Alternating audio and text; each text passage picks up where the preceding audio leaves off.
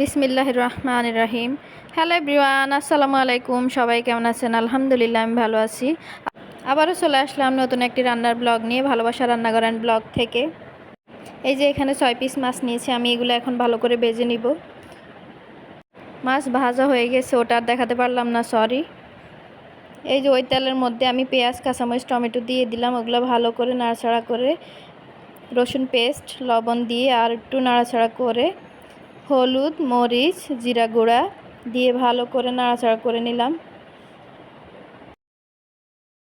এখন আমি এখানে একটু পানি দিয়ে দিব মশলাগুলো কষানোর জন্য।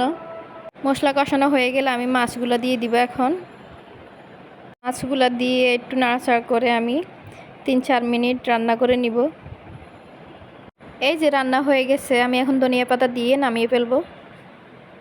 সবাইকে আল্লাহ হাফেজ।